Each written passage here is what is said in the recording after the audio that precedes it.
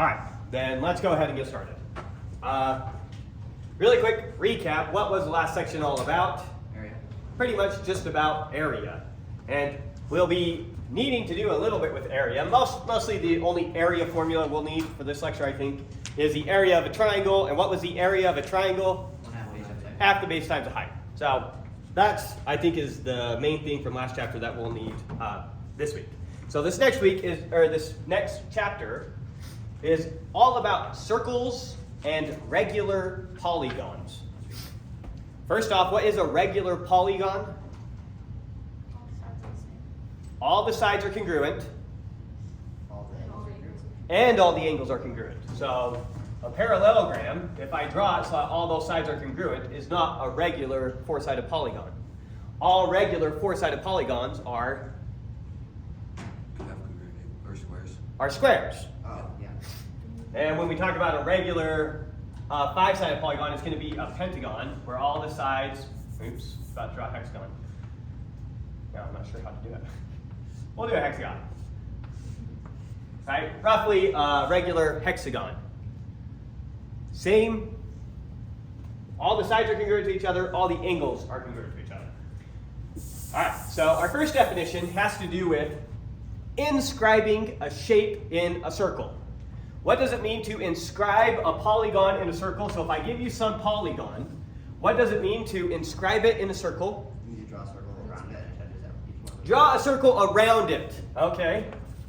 And it touches each of the vertices. And it goes through every vertex. That's what it means to circumscribe. So this is not a circumscribing circle. This does not inscribe the regular the polygon. But if I could draw a circle, my art skills are not fantastic, but there's my attempt. Draw a circle that goes through all four of the vertices. Okay, now this is a circumscribing circle. It circumscribes the polygon. The polygon is inscribed by the circle. We're also going to talk about inscribed circles. What is a circle inscribed? This polygon. It's where it's inside the square but touches each one of the sides. It's one that is inside the shape but is tangent to each of the sides. That is the inscribed circle.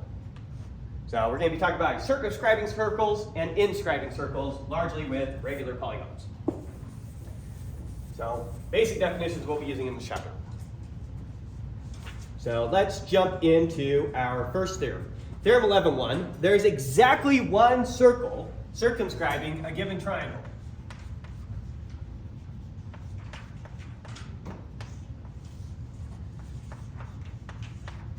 There is only one circle inscribing, or circumscribing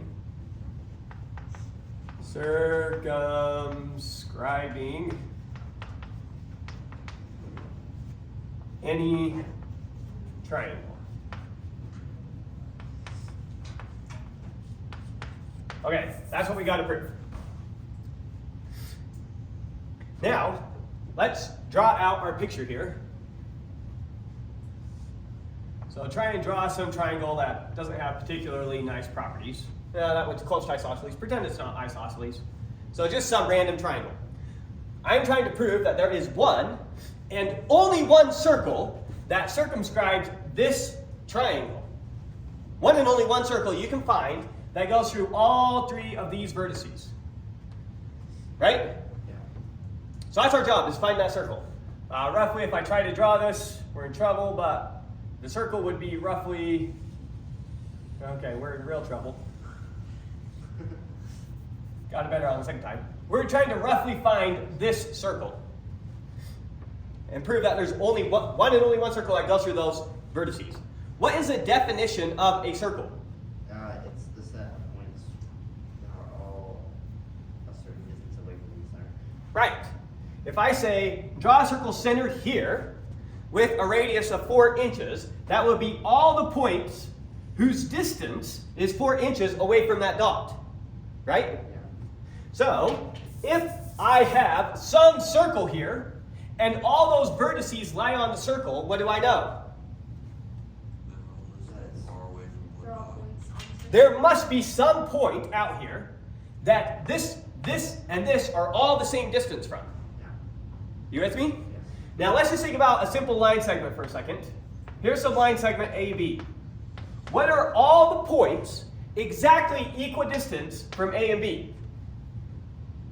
All the points that are away from A. So the midpoint, here's one. There's one point whose distance from A is the same as it is from B. Are there any other ones? Any other ones like that would, if a line was drawn through it, it would by perpendicular would be bisected. The entire perpendicular bisector. Yeah. There. Construct a perpendicular bisector to A and B. So Any point on the perpendicular bisector would be equidistant from A and B. Yeah. Basically, it's any point that if you use that point to create a triangle, you'd be creating an isosceles triangle. Right. That makes sense? Yeah. So, I'm looking for a point here that is equidistant from, let's give these points names now, A, B, and C. I'm looking for a point that's equidistant from A and B and equidistant from B and C.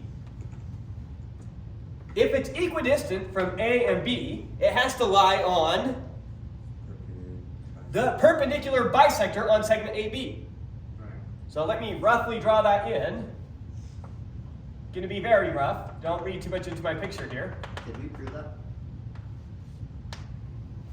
That equidistant? I don't remember if we proved it, but the proof is trivial. Construct the triangle right here. This is a right angle because it's perpendicular. By side, angle, side, those two triangles are congruent to each other, so that segment is congruent to that segment.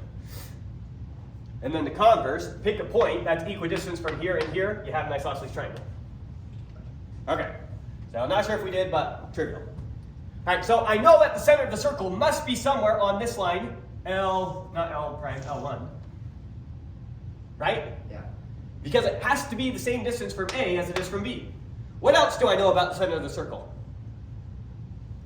Has to be the same distance from A to it and C to it. It has to be the same distance from B and C. Yeah. Because B and C, we want to lie on the circle. So they have to be equidistant from the center of the circle. Right. So what are all the points the same distance from B as they are from C? the perpendicular bisector. The perpendicular bisector for BC. Again, don't read too much into my picture. There's L2. Where do two lines intersect?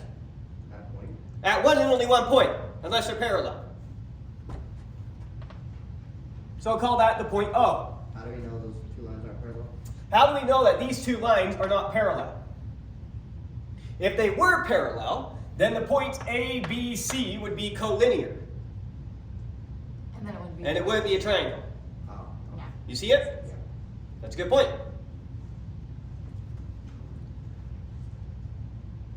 So, construct the circle.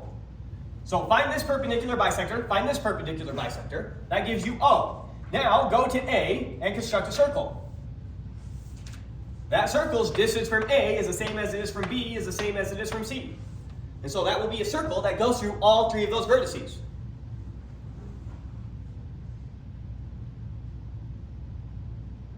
Do you see it? You just need to stare at it and think about it for a second.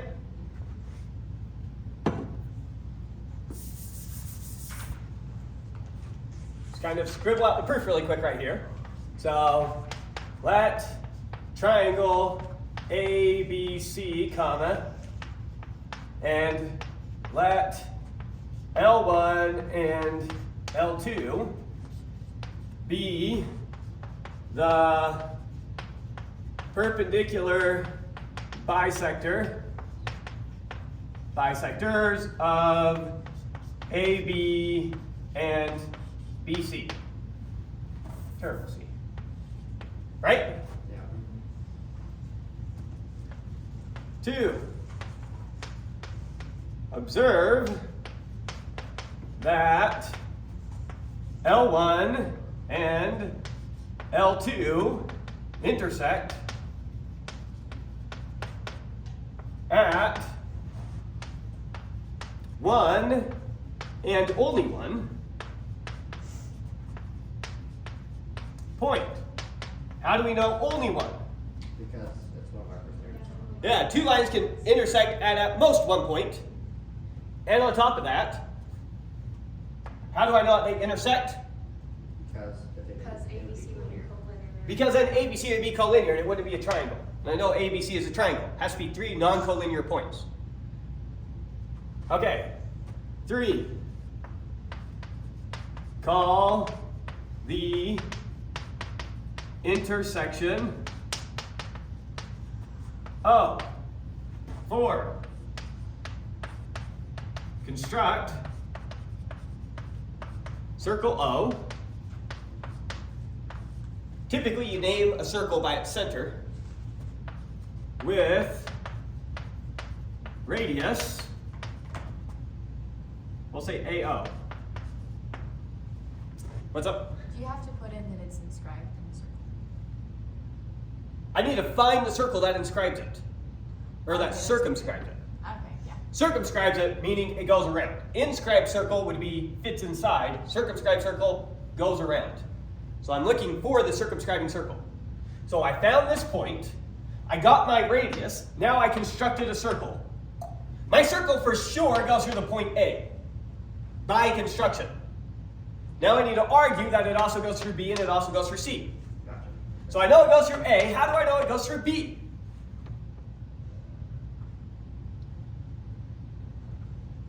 It's the same distance away from A as it is from B. Because it lies on L1. It is on the perpendicular bisector of A and B. Oh, gotcha.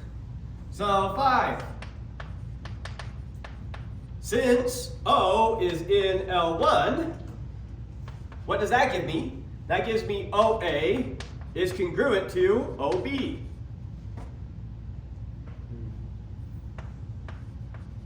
And since O is in line L2, what does that tell me? If it's in this perpendicular bisector, That it's the same distance from B and C. that OB is congruent to OC.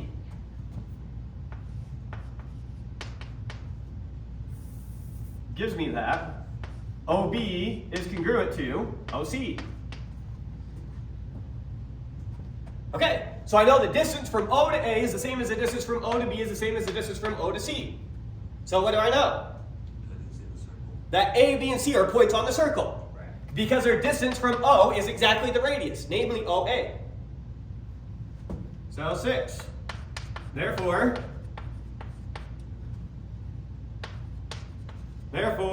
O, the circle, circumscribes triangle A, B, C. And we're done. Good? All right, there's our first proof. Second theorem is there's exactly one circle that circumscribes a regular polygon. So now I need to do it for any regular polygon. Now, not any polygon has a circumscribing circle. It's very special to have a shape with a circumscribing circle. Let me give you an obvious one. Find the circle that goes through all those vertices. There isn't one. Right? Yeah. So it's not trivial that there is some circle that goes through all the vertices. That's something that you need to demonstrate actually happens. And in general, with some polygon, it doesn't happen. It turns out with every regular polygon, it does happen. So we need to pick some arbitrary regular polygon and prove that happens. So we're on theorem 11.2.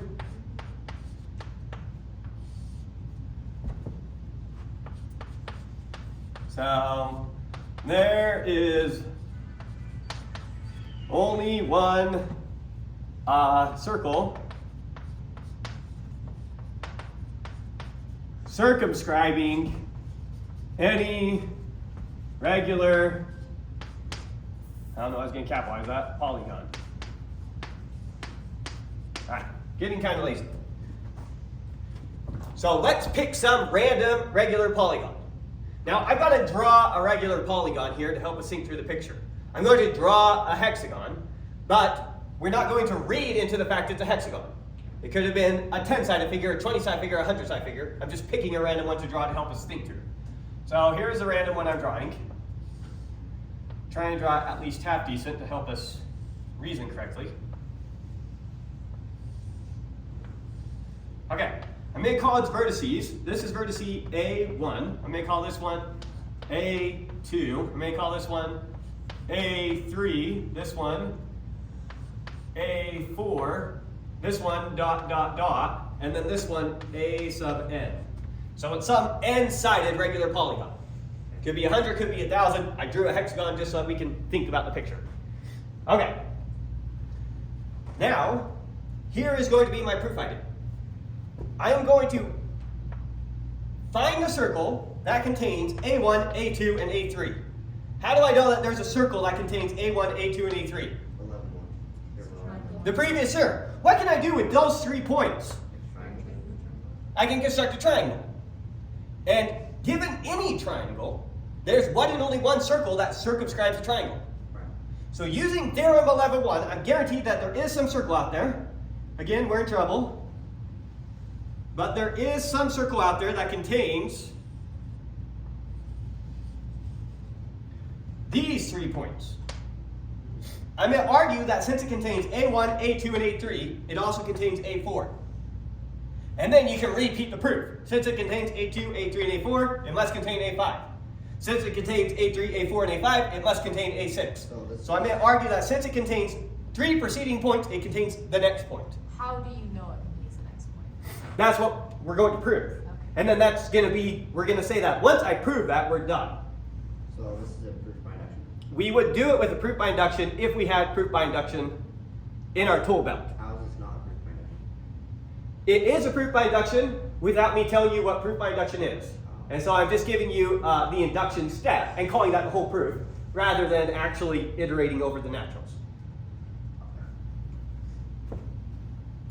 But yes, I would basically, if you know what proof by induction is, I may give you the heart of what you would need to prove by induction and have it be trivial.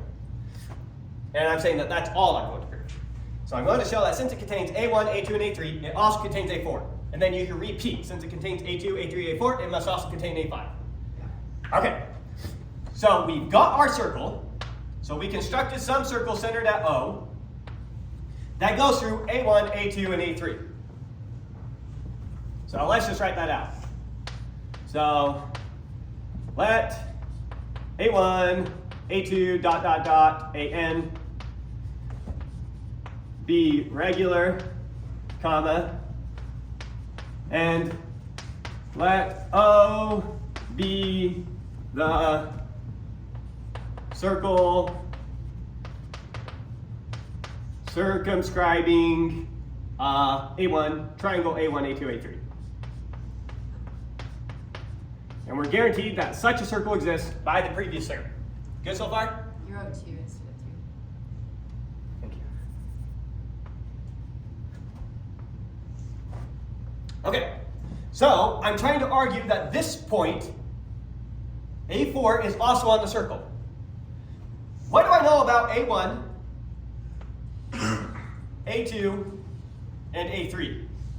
They're equidistant from O. They're equidistant from O. O is the circle that goes through those 3 points. So whatever this distance is congruent to this distance, is congruent to this distance. Yeah. I'm trying to show that O to A4 is that same distance. If I can show that, we're done.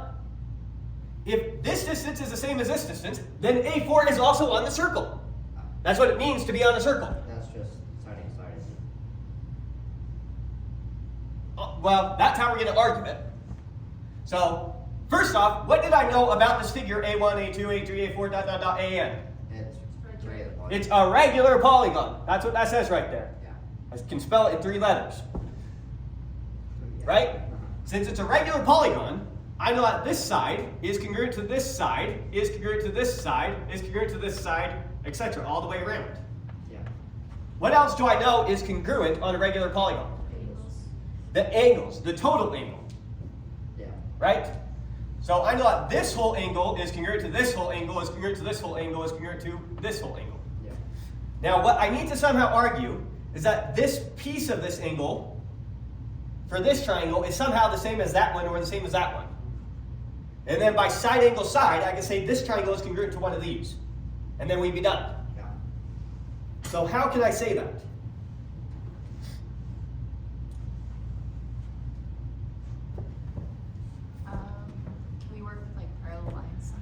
how do I know how this angle compares to this angle? They're base angles of an isosceles triangle. Those are base angles of an isosceles triangle, so they have to be congruent to each other, Oh yeah, no, they are. right? Oh, I see it. Think. And then that applies for the A2, A3 triangle. Now this one, it has its base angles congruent, because it's an isosceles triangle. How do I know that its angles are the same big as its angles? Because the angle. By side, By side, side. Side, side, side, the triangles are congruent. Hmm. So by side, side, side, I know that this angle is in fact congruent to this angle. Okay. Yeah. Now this total angle is as big as this total angle, Yeah. and this piece is as big as this piece. Which gives So this piece has to be as big as that piece. Right. The mnemonic we used is equals subtracted from equals or equals. Right. So that is how I know that this angle is congruent to that angle.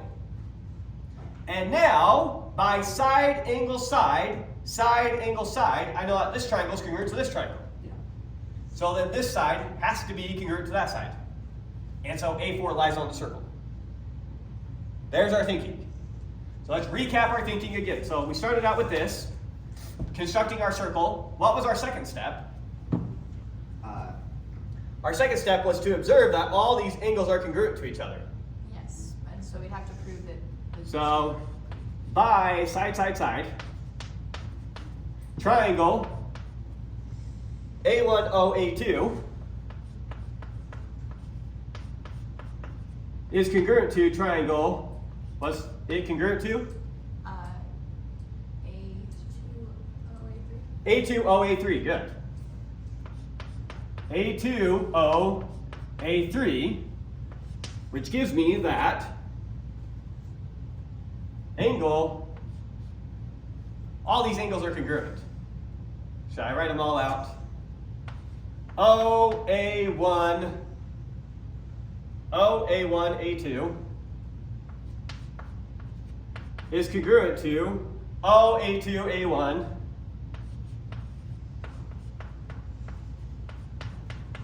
is congruent to OA2, A3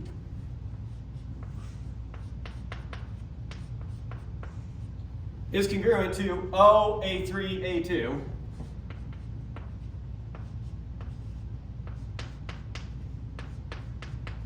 right? Yeah. So now I know all these angles are congruent to each other. And so, since equals subtracted from equals are equal, using that mnemonic, then I know that angle OA3, A4 is congruent to what?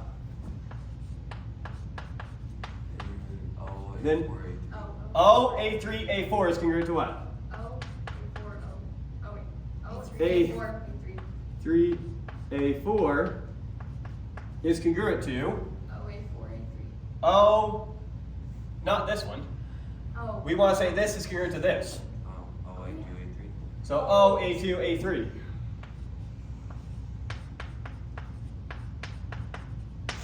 So then those two triangles are congruent. So then, triangle what is congruent to triangle what?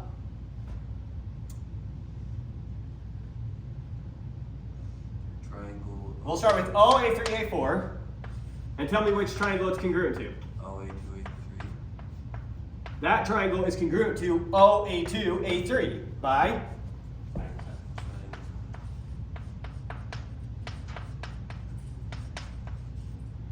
side, angle, side. 5. Therefore, if I can write, therefore what? OA4 is congruent to, A3. well, let's, oh yes, OA3.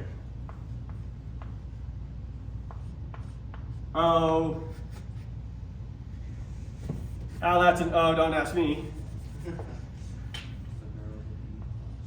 O, A3, which gives me that A4, really lazy writing now, is on the circle. All right, terrible notation, but you know what I'm saying. For number 3, what was the reasoning equals subtracted from equals.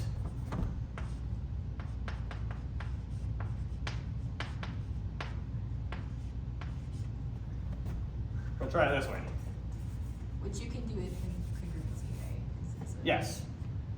Equals subtracted from equals equals. Implies I don't know. It's Equals subtracted from equals implies equals. Okay. Something like that. it's postulate like I don't know the postulate number. Why don't you experiment? formula. Don't ever write that on your test. Only I get to be that lazy.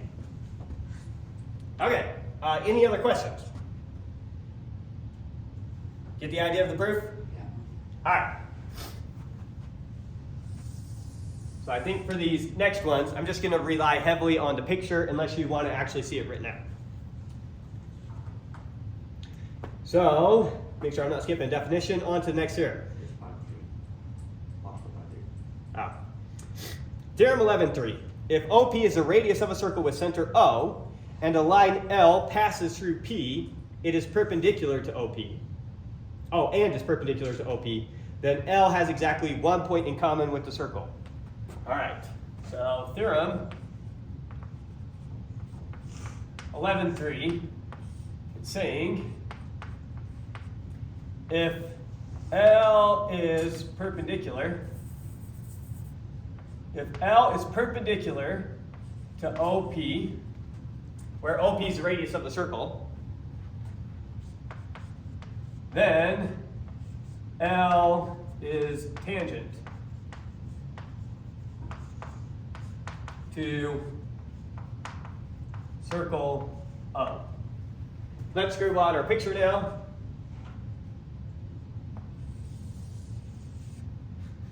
Terrible. Second half. Okay, good enough. Okay, so we've got O. Here's O. And then P is some point on the circle anywhere on the circle.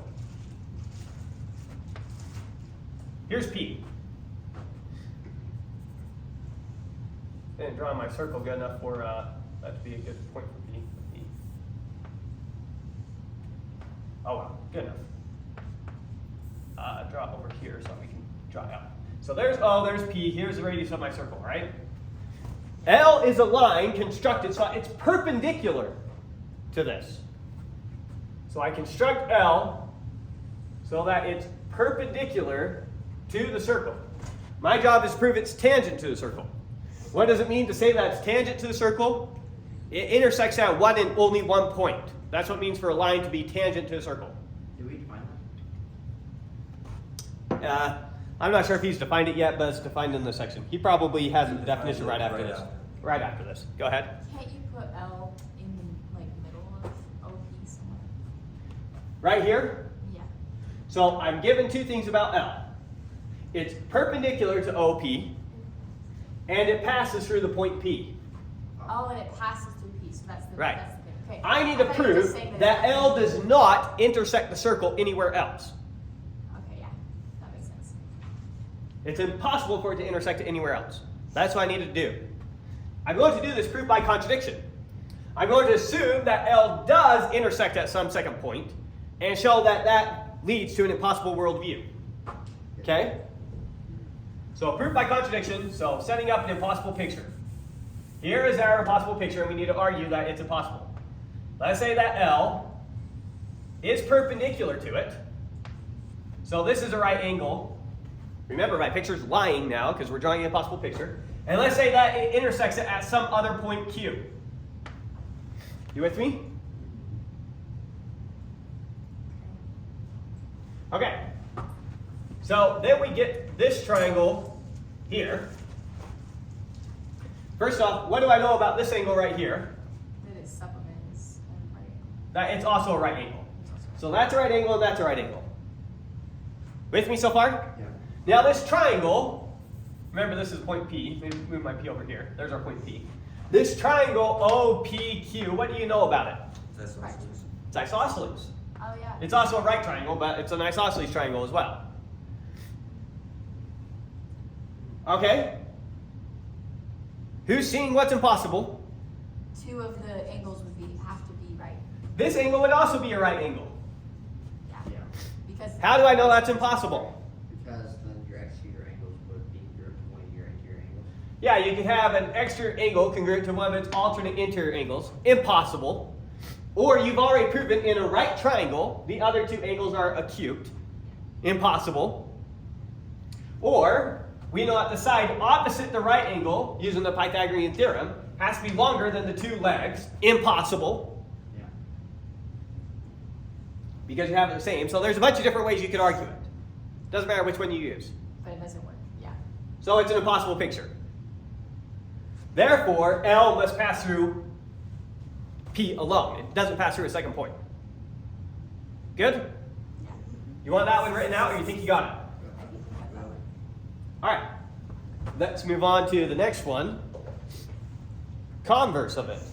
A line tangent to a circle at a point P is perpendicular to the radius containing P. All right, so theorem 11.4 now is that if L is tangent to O at some point P, comma, then L is perpendicular to the radius OP. With me? So if it's tangent, then it's perpendicular to the radius. I'm going to prove the converse of this. What would the converse be? If L is perpendicular to, or no, Or sorry, not the converse, the contrapositive. Go to it. Oh, okay. So what's the contrapositive of alpha implies beta? Not alpha. Or not beta, implies not alpha. Not beta implies not alpha. That's the way I'm going to prove this one. So let's think about this in terms of not beta implies not alpha. What's our beta? So not L L is perpendicular. L is perpendicular to OP is our beta, so the negation of that, we need to show that L not being perpendicular to OP implies what?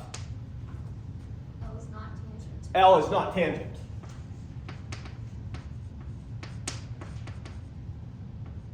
Tangent to our circle of. So that's what we're going to prove.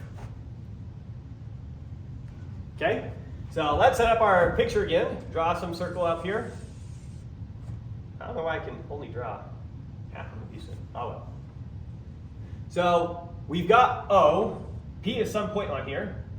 P is some point on the circle. And let's see. Make slot L is not perpendicular to OP. I need to show that implies L is not tangent to O. How do I show that L is not tangent to the circle? It intersects with more than one point, or does It intersects it at more than one point. We already know it goes through P.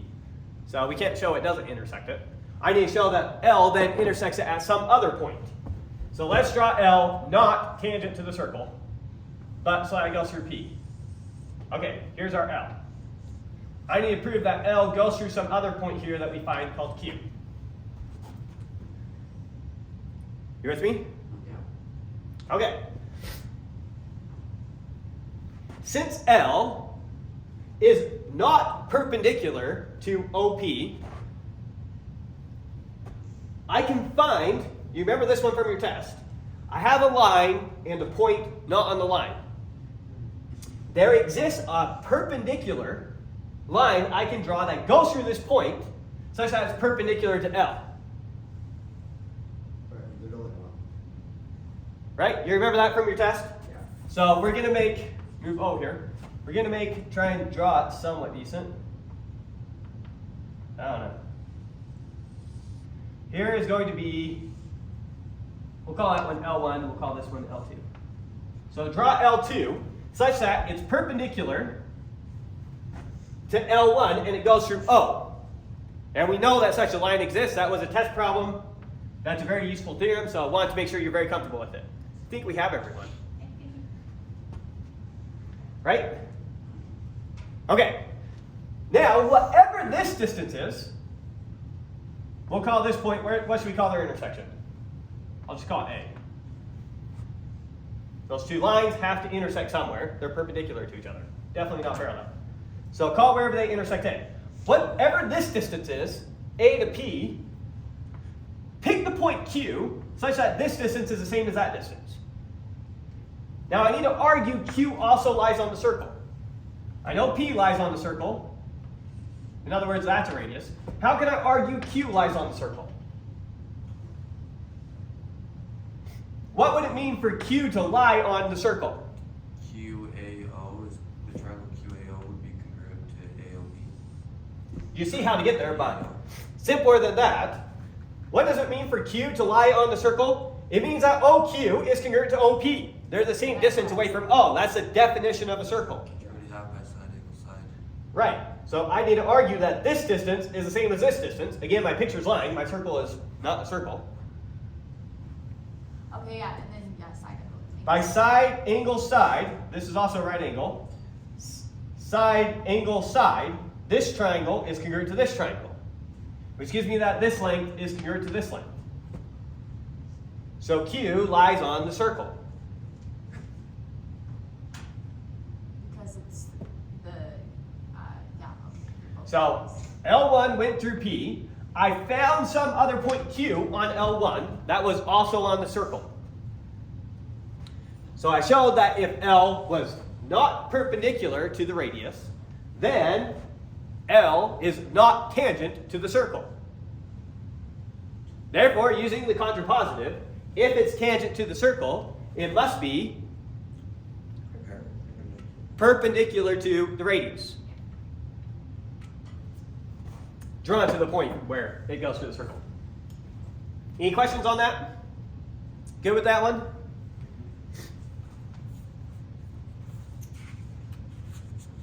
All right.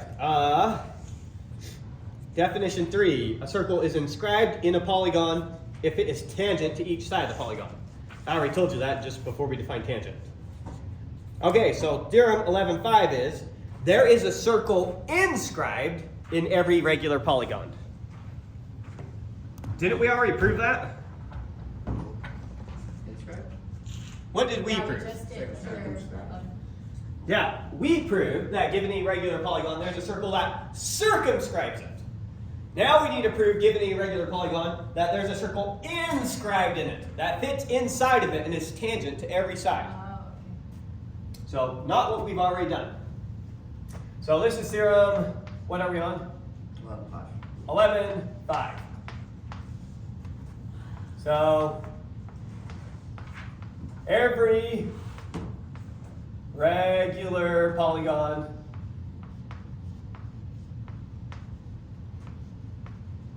has one and only one inscribed circle.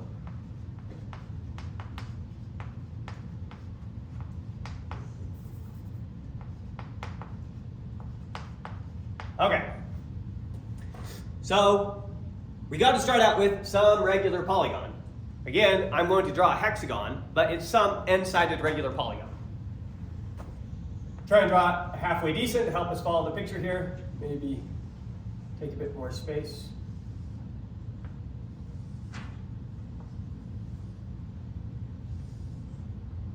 All right, there's my attempt at half decent, which did not come out half decent. Okay, so again, we're going to think about this as a point A1, this is a point A2, this is a point A3, this is a point A4, this is a point ... and this is a point AN. Question, how many sides does our regular polygon have?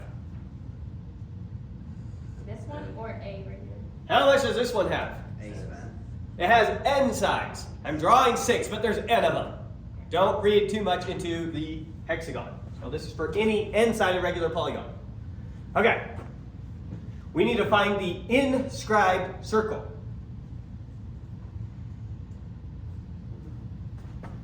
If it's an inscribed circle, what property is it going to have?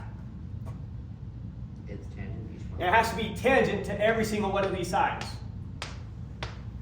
I'm going to construct a circle that is for sure tangent to this side, and then show, since it's tangent to this side, it's also tangent to this side. And then you could repeat the proof. Since it's tangent to that, must be tangent to that, etc. Similar to the way we proved that one. Again, proof by induction without doing induction for those of you who don't know it. Okay, so let's start out with that. Let's get O here. How am I going to find O? Are you going to find out? Perpendicular. Yeah, the center that I'm going to want to use. Because if you're constructing a circle, you need two things. You need to choose the point that's going to be your center, and then you need to find a radius. What point do I want to be the center of my polygon there? The one that's the same distance from all of the vertices. The one that's the same distance from all the vertices. Or in other words, I know since it's a regular polygon that there's a circle that circumscribes it. So let's get our circle that circumscribes it. Here it is. And that circle that circumscribes it has some center point O. So O is the center of the circle that circumscribes my regular polygon. I'm going to use that same center for the circle that is inscribed in my polygon. Okay. Now, what point do I want to use for my radius? If you had to guess. Each one of the vertices first. Doesn't it? Any, Oh, no, you want the mid. I want it to be tangent to all these sides, to barely touch it at a single point. So the midpoint of. The midpoint of one of the sides. Yeah. So I'm going to call the midpoints of each of these sides. Maybe I'll use B's here, so I'll call that a B1 for the midpoint of this segment. You with me? So I know that this is congruent to that. Pick the midpoint. I'm going to now use the point AB1 or OB1 as my radius for my inscribing circle. You with me? Again, terrible picture here. Sorry.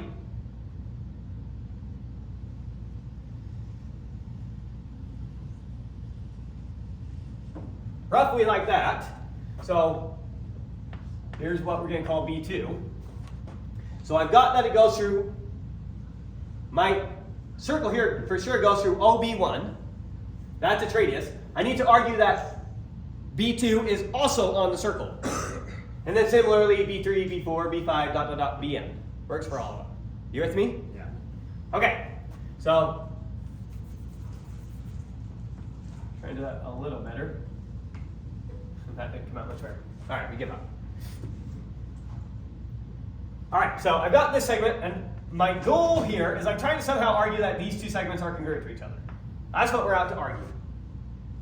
And by choice, B1 was the midpoint of this segment. Similarly, B2 was the midpoint of this segment. Yeah. How does this length compare with this length? They're congruent. How do I know? Equals subtract from equals or equals. Right, this is a regular polygon. This side is the same big as that side, is the same big as that side, is the same big as that side, is the same big as that side. Is the same big as that side. This is half of this side. This is half of this side. Since this side and this side are the same big, their halves are the same big. So that is also the same big as that. You with me? Yeah. Okay. We're trying to argue that this length is the same big as this length.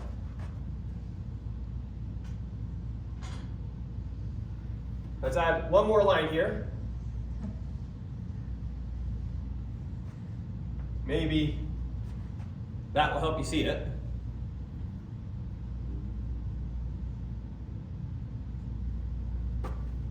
Maybe add one more line right here. Look at this triangle. Notice that this is the radius of my circle.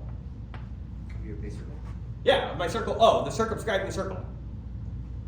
Right? Yeah. Oh, so it's isosceles. So it's an isosceles triangle. So I know that this angle is congruent to this angle, right? Right. And then if we did our next triangle here, it would also be congruent to this angle. Same thinking we did over here. All these angles are all congruent to each other. That angle is congruent to that angle, is congruent to that angle. If I drew that down, it's congruent to that angle.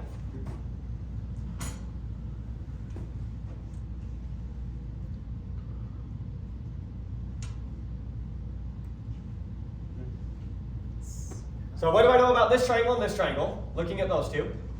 They're congruent. Side angle side. They're congruent by side angle side. So And so what is this angle right here? That one that I drew like a right angle. Probably right angle. It's a right angle. How do you know it's a right angle? Because it's perpendicular.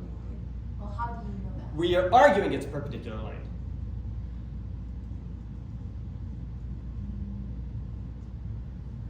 This triangle is congruent to this triangle. Yeah. So this angle is the same because that angle. Oh, Oh, because So because they're supplements, then Yeah. that's a right. Oh!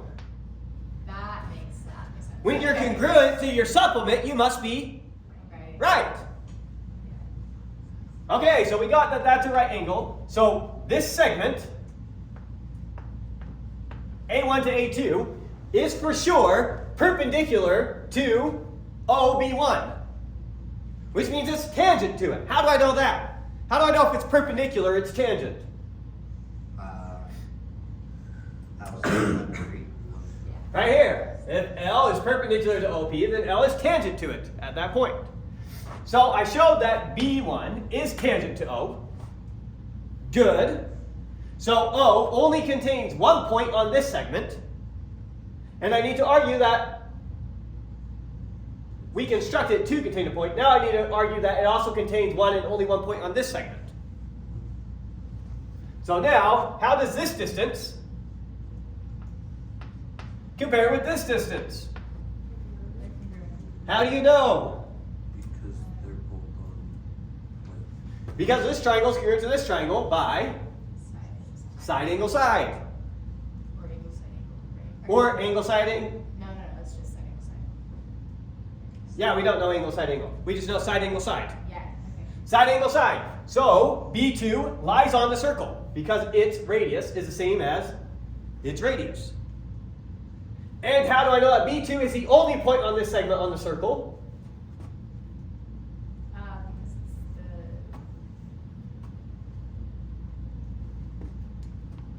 How do I know B2 is the only point on this segment, A2 to A3, that lies on this interior circle?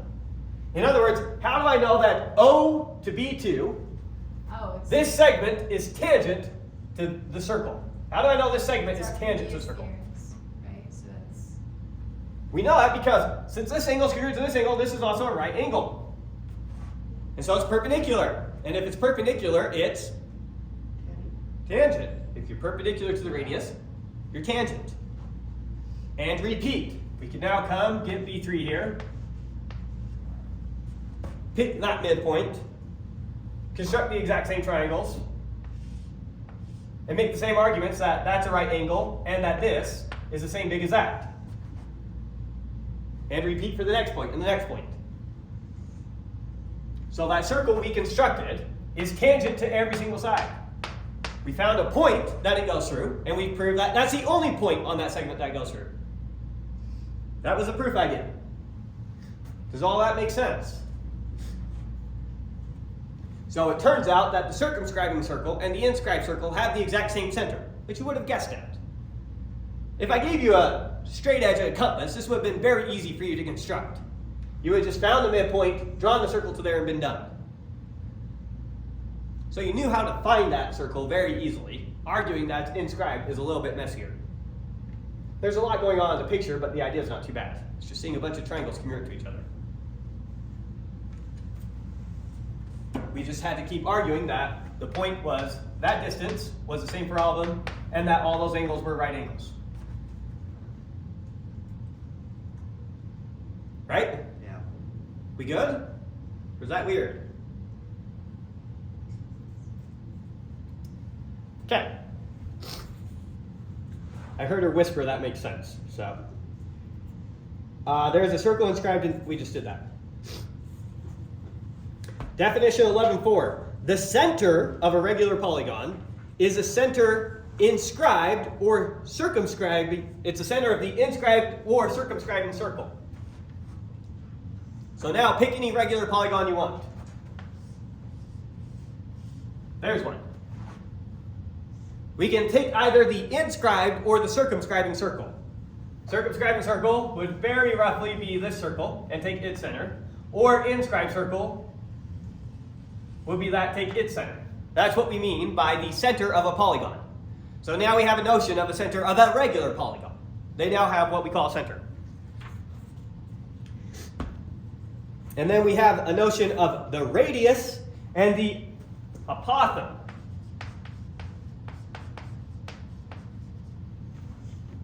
of a regular polygon.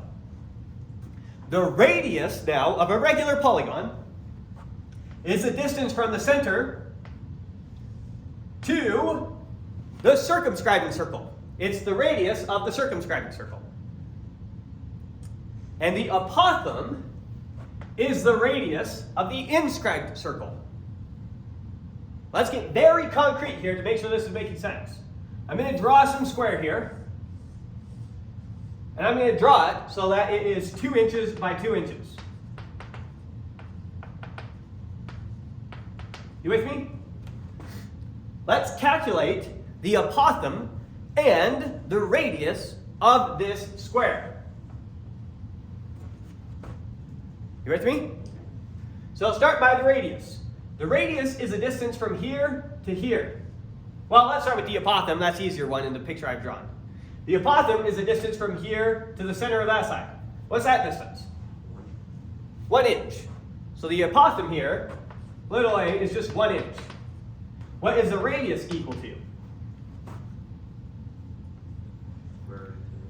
Just a square root of 2. Because now, just looking at this triangle, this is 1 inch, this is 1 inch. Just looking at the triangle, it's a right triangle. And so a squared plus b squared equals c squared. So this side is just the square root of 2 inches. That would be the radius. The apothem versus the radius of a regular polygon. Every regular polygon now has a radius and now has what we call an apothem. Make sense? Any questions about that so far? Okay, so our next one. 2 regular polygons are similar if and only if they have the same number of sides. Wait, is it obvious? Sure feels obvious. How? So A1, A2, dot, dot, dot, to AN. Well, we won't say that. We'll just write it out. 2 regular polygons are similar if and only if they have same number of sides. So we've got 2 regular polygons here. Draw them out. Again, just going to use a hexagon. Don't read too much into the fact that I'm using a hexagon. And then some smaller hexagon.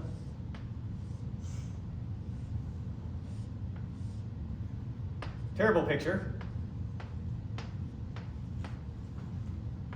Call that vertices A1, A2, A3, A4, dot, dot, dot, AN. Call this B1, B2, B3, B4, dot, dot, dot, B sub M. So potentially a different number of vertices. Could you say n minus 1 or 2? No. No. So I've got 2 regular polygons. This one could have 100 sides, this one could have 7. I start with any 2 regular polygons. I need to show that they're similar if and only if they have the same number of sides. So I need to show that if n is equal to m, then they're similar. And then if they're similar, I need to show that m is equal to n. That's the 2 ways to go. Okay. Let's show that similarity means m equals n, that they have the same number of sides. Let's do that direction first. So how do I know that if they're similar, they have to have the same number of sides? What does similarity mean? He gave us 2 things. All their angles are congruent and the ratios of all their sides are congruent. All their sides are proportional to each other. If all their sides are proportional to each other, they have to have the same number of sides. Why? Because how else could all their sides be proportional to each other? Yeah. Saying proportionality is saying this fraction equals this fraction, the top one side over the bottom one side over and over again. If you suddenly are missing sides, you don't have fractions. It makes no sense. So if they're similar, they obviously have the same number of sides. That way it's trivial. We need to show if they have the same number of sides, then they're still similar. That's the only interesting way. You with me? Okay, so let's think about if they have the same number of sides. First off, if they're regular, what do I know? All. All sides are the same. This side is congruent to that side, is congruent to that side, is congruent to that side, is congruent to that side, is congruent to that side. Similarly, this side is congruent to that side, is congruent to that side, is congruent to that side, is congruent to that side, is congruent to that side. So let's assume that we've got two regular polygons now with the same number of sides. So that if they have the same number of sides, then they're similar. So let's assume that they have the same number of sides. How do I know that all their sides are proportional? Do I know that A1 to A2's length over B1 to B2's length is equal to A2 to A3's length over B2 to B3's length is equal to dot dot dot is equal to A sub n minus 1 to A sub n's length all over B sub n minus 1 to B sub n's length. Do I know that all these fractions hold? Yes, because you can just substitute equals for equals. Yeah. I know that segment A1, A2 is congruent to A2, A3. That is logically equivalent to they have the exact same length. Similarly, B1 and B2 to B and B2 to B3 have the exact same length. So this is just replacing equals with equals. And so it's true that they're all proportional. Okay, so we got that. What's the second thing I need to show? All their angles are congruent. I need to show A1 is congruent to B1, and A2 is congruent to B2, and A3 is congruent to B3, and A4 is congruent to B4, etc. You with me? Now, since they're regular, I already know that this angle is congruent to that angle, is congruent to that angle, is congruent to that angle, etc. And since this is regular, I know that that angle is congruent to this angle, is congruent to this angle, is congruent to this angle, is congruent to this angle, is congruent to this angle, right? I need to argue that all those angles are the same as all those angles. And we're done. You with me? Isn't the ratio enough? What? Isn't the proportionality enough to say that they're similar? No, that was for triangles. This is now for any regular polygon.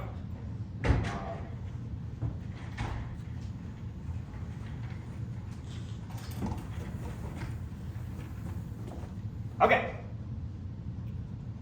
So let's recap something before we continue too far.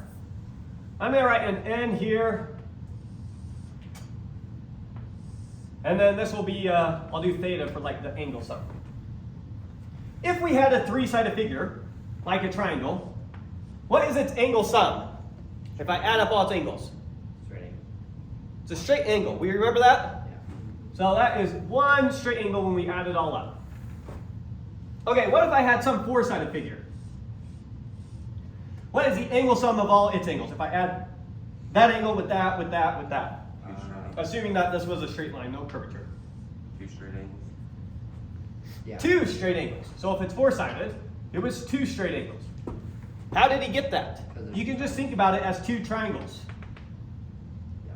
That angle plus that angle plus that angle gives you one straight angle. And then that angle plus that angle plus that angle gives you one straight angle. So when you sum up all those angles, you get exactly two straight angles. And what about for some random five-sided figure? Three straight. It was three straight angles. How do you see that? Well, because you can view that as three triangles like that. And add up the angles again. And so in general, dot dot dot, if we had an n-sided figure, what would its angle sum be? N minus 2. It's just n minus 2 straight angles. When you had a 5-sided figure, it was 3 straight angles. If I gave you a 10-sided figure, how many straight angles would it add up to? 8. 8, right? And so, using that fact, what do I know that angle A1 plus angle A2 plus dot dot dot plus angle AN equals? What do I know the sum of all these angles must equal? Minus 2s. N minus 2s. Right? Similarly, what is angle B1 plus angle B2 plus dot dot dot plus angle BN equal to? And subtract 2s. N minus 2s straight angles. Oops. N minus 2 straight angles. Every n-sided polygon has the exact same angle sum. Every triangle, when you add up its angles, you get exactly 1 straight angle. Every 4-sided figure, when you add up its angles, you get 2 straight angles, etc. Right? So I know that these 2 angles sum up to the same thing. You with me? Yeah. Okay. That means that this angle sum has to equal this angle sum. Because they both equal the same thing. Right. Yes. You with me? Now, how does angle A1 compare with angle A2? They're congruent. They're the same big. And how does A1 compare with A3? That's excellent. They're the same. And so adding up all these angles is the same thing as just adding up n times angle A1. The measure of the angle. We haven't talked about the measure of the angle yet, but I think it's the clearest way to see the proof. Forget what I said. N of those is the exact same thing as adding up those. Yeah. We'll deal with the way I'm cheating next week. Okay. You with me? And that is equal to the same thing as n of angle B1s. Because B1 is the same as B2, is the same as B3, is the same as B4, etc. So adding all those angles up gives you that. Adding all those angles up gives you the same thing. So adding all these is the same as adding all those. And adding up these n angles is like adding up A1 n times. And adding up all these angles is like adding up B1 n times. And then divide both sides by n, and what do we get? Angle A1. Angle A1 is equal to angle B1. Congruent. Yes. We were really talking about the measure of these things, right? I was cheating a little bit.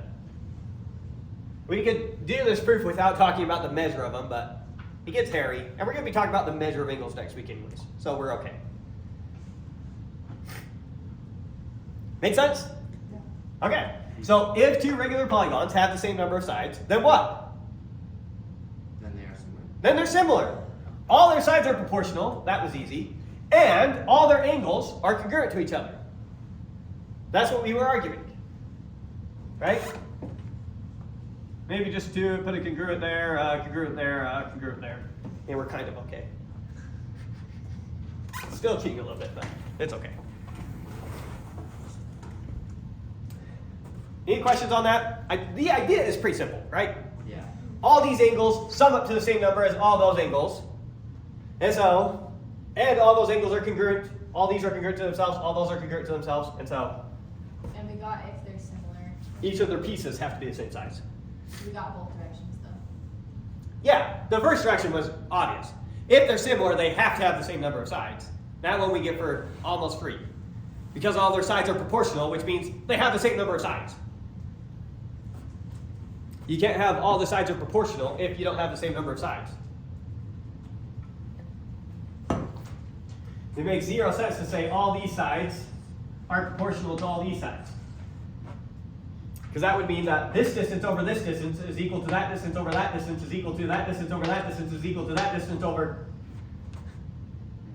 nothing. Which doesn't make sense. Which doesn't make sense. Well, actually, if the polygon. Not over 0, over nothing. Oh. So you can't have a fraction where you don't have a numerator or a denominator. Yeah. Then you don't have a fraction. Right. So it's not as simple as, oh, it's sticking a 0. It's more broken than that. Okay. So it's like the empty set kind of. No, it's more broken than that. There's nothing there. Yeah, it's talking about nothing. It's not the empty set. It's talking about everything in the empty set. Right? Okay. Okay. Two very different things. It's kind of hard for kids the first time they see the empty set to get comfortable with that distinction. Yeah. I'm going to draw the empty set for you. Now I'm going to draw everything in the empty set. I'm going to do it again. I'm going to do it again.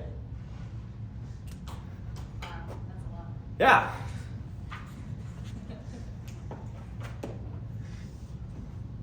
Get enough space here. What's that? May not be good in art, but at least you can draw what's in the empty set. That's true. Every time I draw everything in the empty set, I draw it perfectly.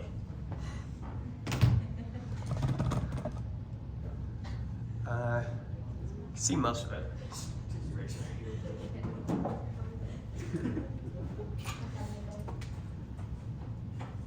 All right, let's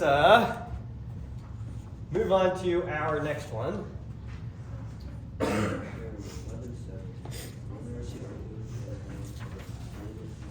11.7. The perimeter of a regular polygon with the same number of sides are proportional to the radii and apothems.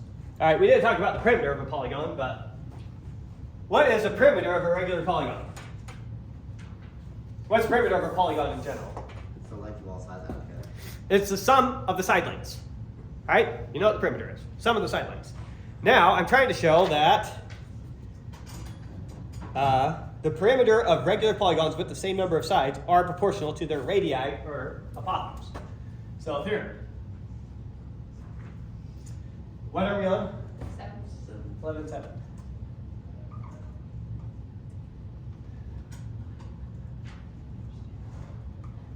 Given to, that's a terrible marker, regular polygons, that one's not much better.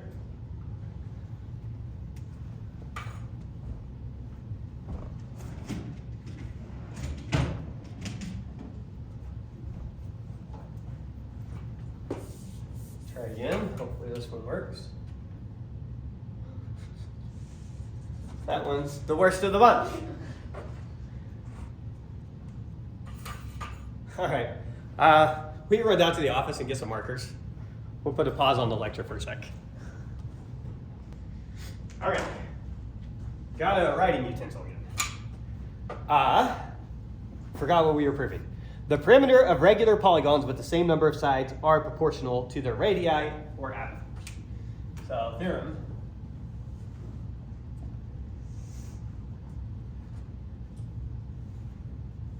Regular polygons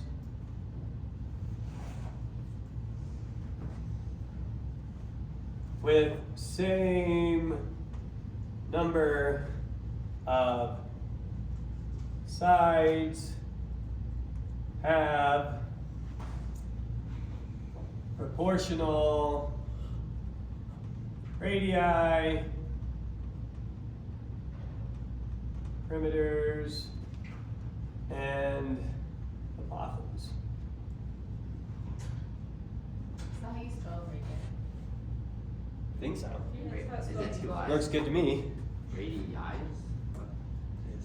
English is so weird. What is it? Okay, so let's draw two regular polygons here. Try and get a bigger one and a smaller one.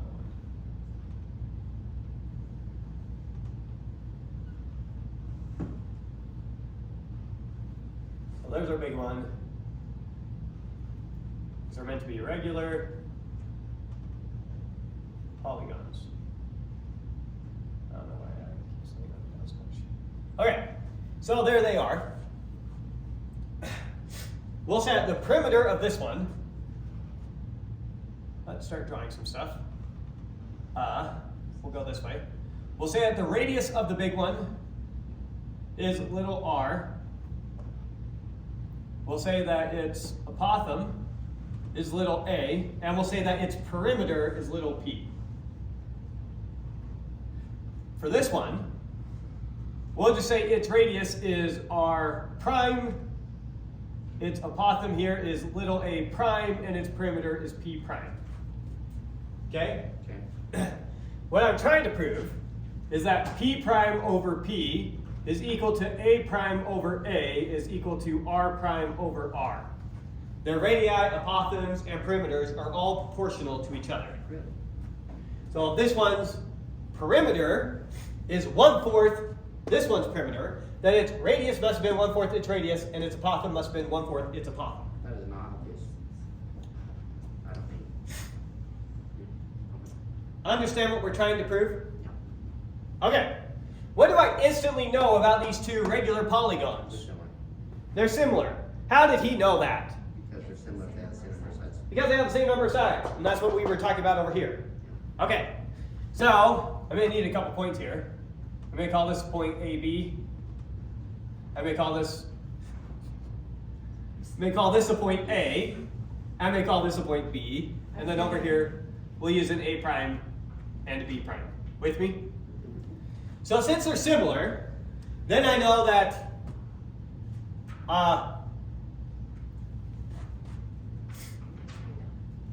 how's the best way to say this?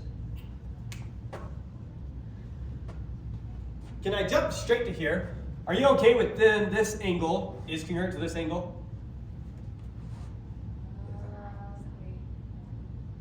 Since they're similar. Yeah.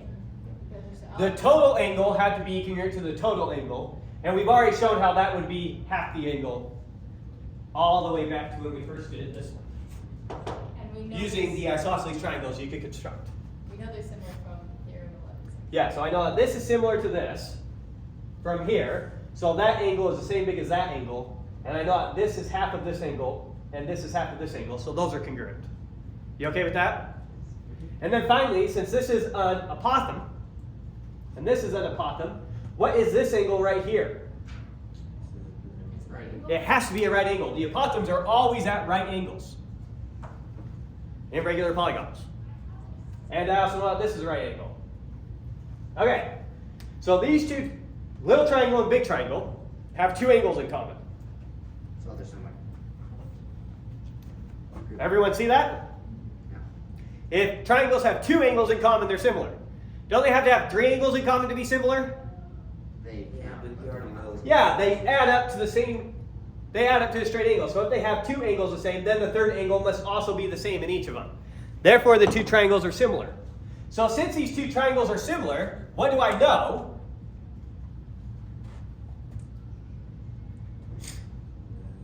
What does it mean for triangles to be similar? The sides are proportional. Their sides are proportional to each other. So I know that the length of AB over A prime B prime is equal to what? Let me do it the other way for the way we were trying to do it. I did the primes on top. Doesn't matter which way you do it. So A prime B prime over AB, its length, over its length, is equal to what? A prime over A. How did he know that? The triangles are similar, so all their sides are proportional. This distance over this distance is equal to this distance over this distance is equal to this distance over this distance.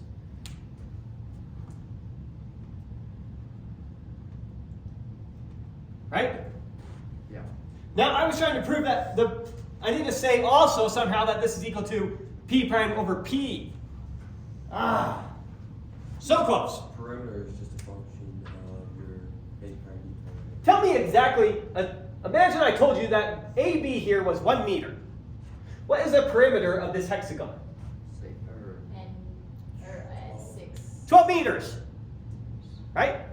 That's 1 meter. So each side is 2 meters. So 2 times the number of sides. Okay, yeah, sorry. Yeah, you were trying to think about it in general, which is fine. And so, if I take a fraction and I multiply top and bottom by the same number, what did I do to the fraction? Change downwards. Let's take some fraction, 1/2. You didn't do it. I'm going to multiply top and bottom by the same number, 100. It's the same ratio. And it comes out to 100 over 200. What did I do to it, multiplying it top and bottom by the same number? It's the same. Nothing. It's the exact same number. 100 over 200 is 1/2. So I'm going to multiply this top and bottom by 2n. So this is equal to 2n times a prime b prime all over 2n times ab. 2 times a prime b prime gives me this distance. Right? This distance is double that. So this is 2 of that distance. And then how many sides do I have? N sides. I drew 6, but in general, n. Yeah. So this is a perimeter of this shape, and this is a perimeter of that shape when I multiply top and bottom by 2n. So this is equal to p prime over p. Pretty straightforward.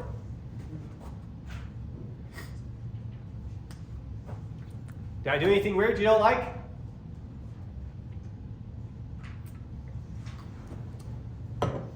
Okay. With that, we're ready to do something very depressing. I told you guys that in this class, we were going to cover limits, and I was going to give you the big boy definition of limits. None of this beat around the bush, you kind of get what's going on. That was before Sophia informed me that I have to waste a class doing state testing with you guys. Oh. And so the limit lecture is the one I got to cut. So I don't get to tell you what limits are. And now we got to do the beat around the bush, just talk about the way the book talks about it, type nonsense. So, got your hopes up. I know you were all dying to know what exactly limits were. We really can't go over it. Can't live without it. No, it's a full thing. Aw. And of all the things I got cut, that's the one that made the most sense to cut. So, sorry about that. So now we get to talk using little kid language, no big boy language. Okay, so we're going to talk about a sequence now. What is a sequence of numbers? It's just an ordered list of numbers, and that's all. The only way I'm going to explain it. So let me give you a sequence. Here's a sequence of numbers: 2, 4, 6, 8, dot, dot, dot. What am I doing?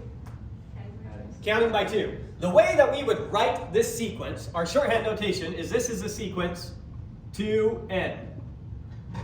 And you plug in 1 for n, gives you that. Plug in 2 for n, gives you that. Plug in 3 for n, gives you that.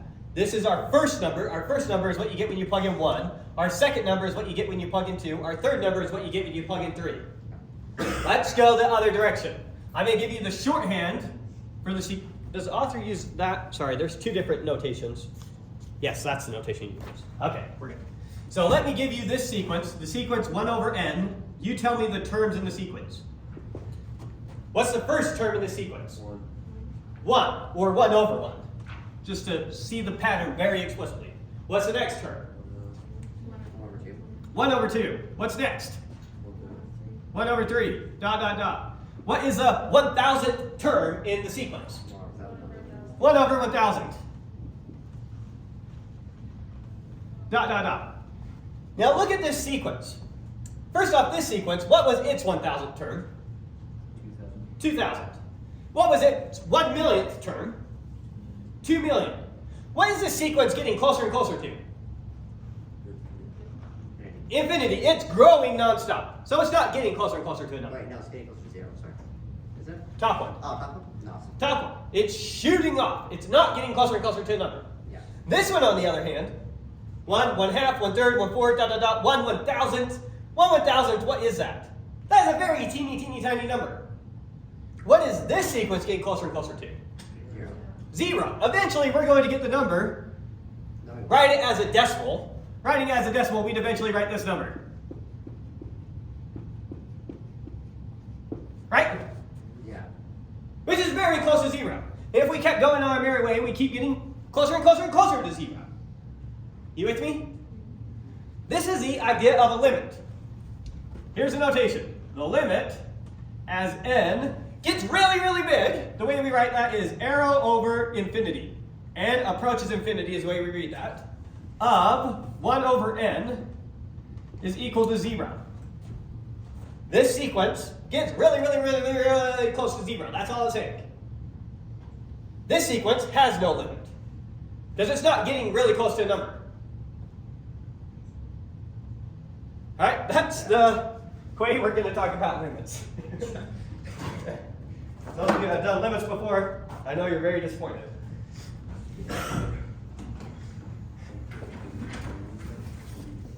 So, just to get comfortable with the notation, let's calculate a couple limits. Let's do the limit of this. What is the limit as n approaches infinity? Oops, wrong notation. For this book, it's going to look like this. Of n plus 2 over n. Let's do this one. What is that getting really close to? Just think about it, don't say it out loud.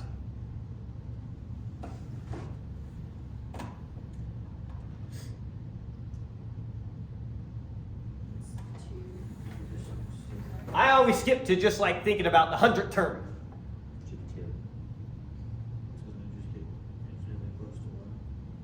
Yeah, it's getting closer and closer to 1. Right? Our first number is 3 over 1, which is 3. That's not very close. Our next one is going to be 4 over 2. But if we go all the way to our 100th term, it's 102 over 100. Yeah. On more. And if you went all the way to your however many, That makes sense. that is basically 1. And the further we go, the closer and closer we get to 1. So the limit of this sequence is equal to the limit.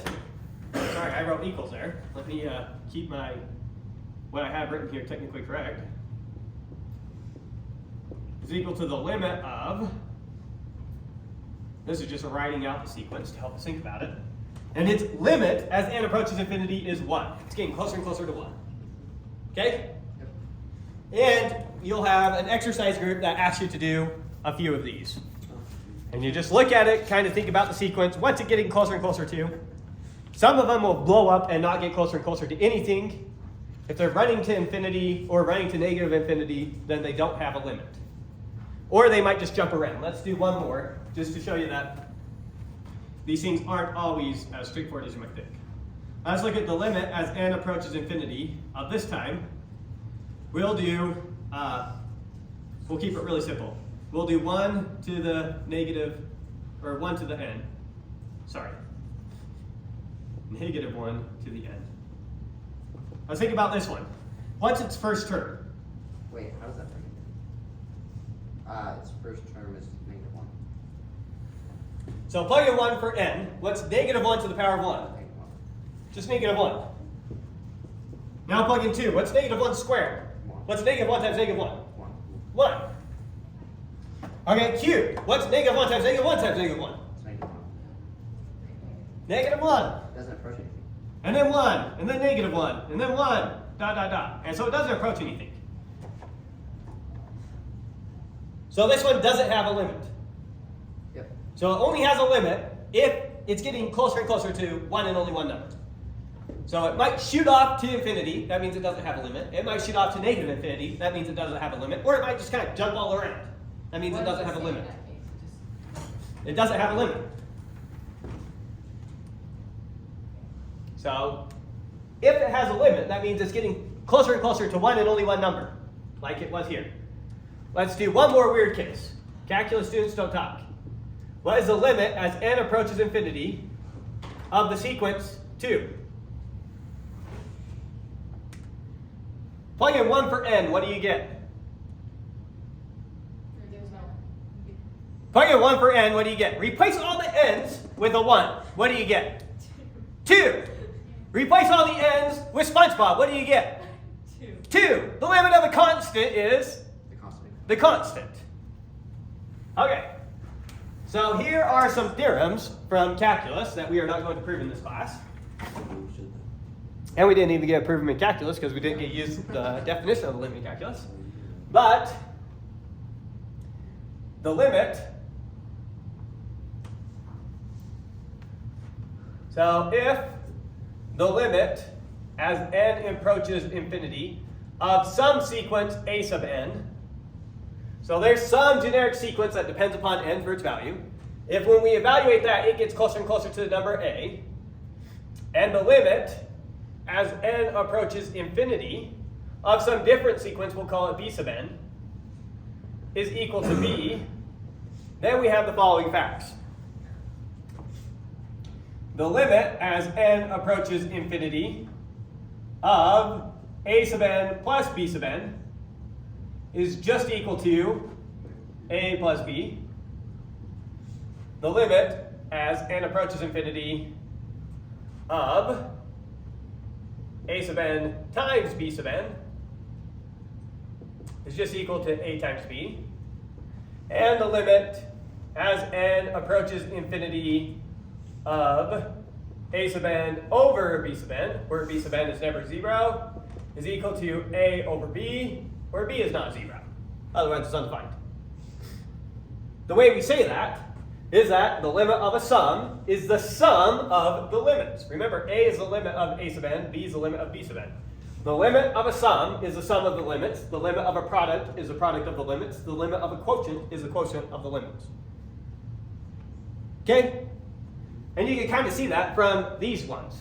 Notice this one was approaching 1. This one was approaching, its limit was approaching 0. And so if I did this plus this in the limit, then that would approach this plus this, which would have been 1, as an example. Good? And you could do that for the product or for the quotient. Quotient doesn't work because we've got one going to 0, but I guess if we put that one on the top, it works. Good? Okay. So those are some limit rules that we're going to use, because we're now going to have to use limits to talk about our next concept, which is a concept of circumference, I think is next. Theorem 1110. Oh no, Theorem 1111. Theorem 1110 was the limit of, this was Theorem 11, one of them. Here's 1110 and 1111, here's 1112. Did we do 11.8? Oh, did we skip 11.8? Or Oh, yes, we did. Thank you. I jumped to limits. All right, so we did the limits, and so we'll skip the theorems regarding with those limits. The author doesn't prove them. He just says, these are results from calculus, and goes on his merry way.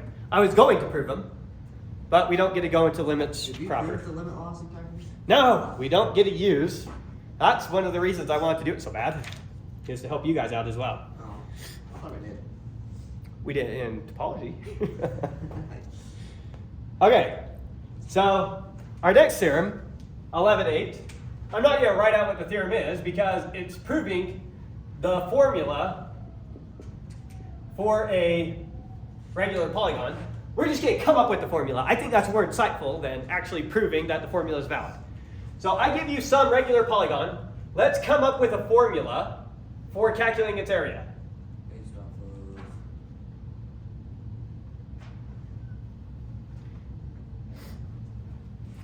of In terms of its radius, or its apothem, or its perimeter, whatever we want. So we've got some regular polygon here. Let's say we know its apothem, little a. Well, let's just see, though, what would be the idea we could use for calculating the area of this? Let's start with this hexagon. You can split it into triangles. Split it into a bunch of triangles.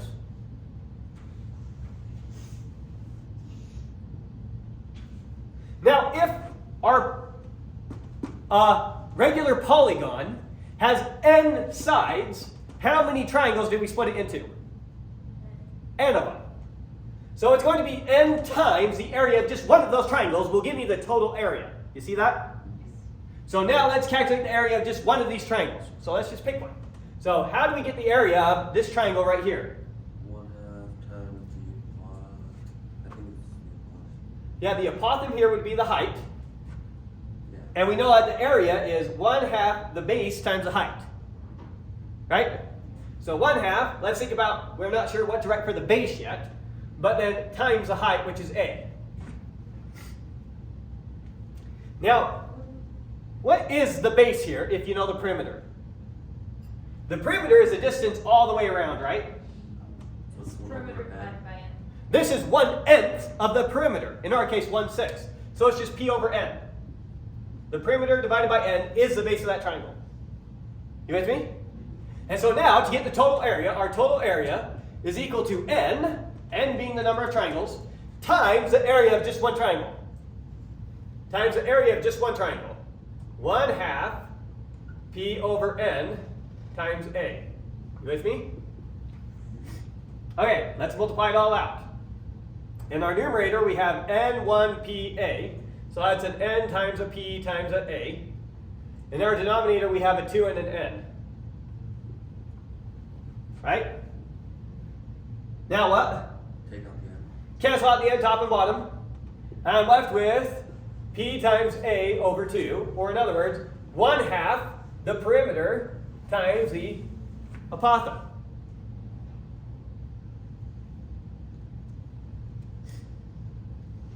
Or 1/2 the base of all the triangles times the height of each triangle.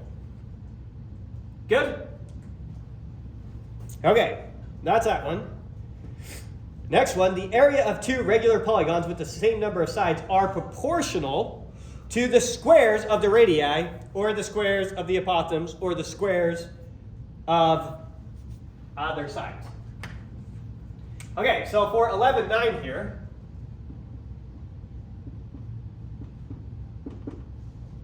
what am I trying to show? I'm trying to show that if we have these two shapes here, we'll just piggyback off of these two shapes here.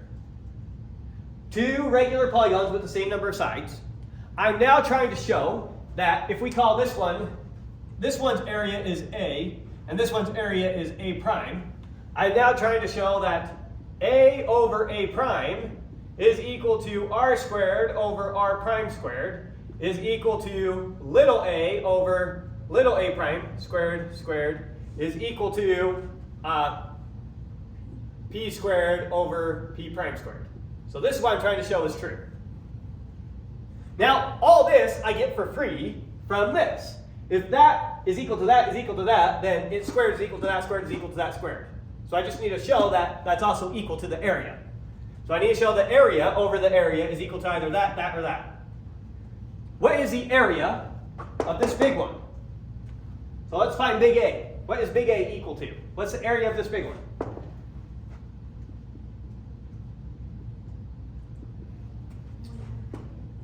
One half, its perimeter. Its perimeter times its apothem. What is the area of that little one? 1/2 its perimeter times its apothem. You with me? We have a 1/2 top and bottom. What happens to those? They cancel out. So this is the same thing as P over P prime times A over A prime.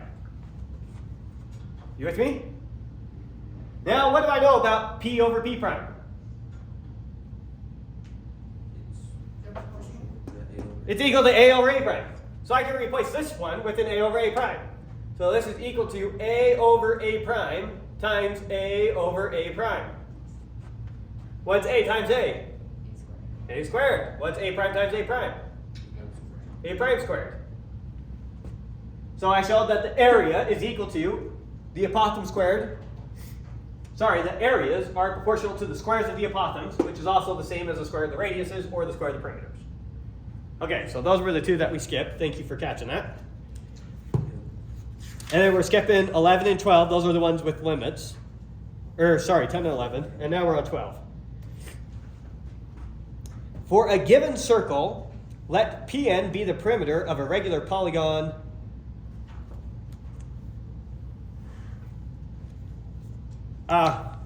this one's more getting at definition. Okay, so we are working up to the notion of the circumference of a circle. What is the circumference of a circle? How on earth can we talk about that thing? Oh, it's the perimeter of a polygon that approaches intercepts. So if I've got some circle here, and I want you to approximate its perimeter, how could you do it? You can describe a polygon. We could inscribe a polygon. So we could inscribe something like a hexagon. Well, let's just start with a square. We'll be kind of dumb. So we'll start by inscribing a square. And then we can calculate the perimeter of the square. Yeah. We could have started with a triangle. Pretend I drew a triangle, P3. And we'll say that it had perimeter P3. And then we can say, well, instead of a triangle, let's use a square. And that would have given us P4. I could have said, instead of using a square, let's use a pentagon, P5. P6, using a hexagon, dot, dot, dot. If we, by the time we get all the way to 8, let's draw 8 in here real quick. 8 would be, P8 would be this thing. An octagon. Yeah, an octagon. But notice that its perimeter is getting much closer to what we mean by circumference of the circle. Its area is also getting closer.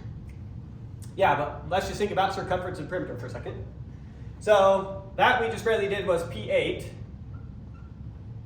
Dot, dot, dot. If we tried to do something like P100, we're in trouble because that would be using all these as my vertices, right? Yeah. And that would be going from here to there, there to there, there, da, da, da, da, da, da, da, da. And that is basically just going to map out the circle. There's no way for me to draw it without it looking just like a circle, right? And as that gets bigger and bigger, then our perimeter gets closer and closer to the circumference. And so by definition, the circumference of the circle is going to equal the limit as n goes to infinity of the perimeters of these inscribed polygons, where P sub n is the perimeter of some n-sided polygon. And as n shoots up to infinity, as it gets bigger and bigger, then the perimeter gets closer and closer to exactly what we mean by circumference. And this gets arbitrarily close to the circumference of that, the same way that this gets arbitrarily close to 0. Make sense? So that's the definition of the circumference of a circle. Now, theorem 1112 is just saying such a limit exists. And it's not one that's proven. Again, that would be a result of calculus. So now 1113, the circumferences of two circles are proportional to their radii. Okay. What is this 1113?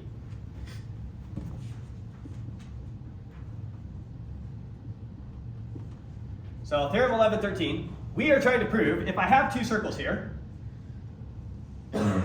here's a circle with radius r, and it has a circumference c. Here's another circle with radius r prime, and it has a circumference c prime.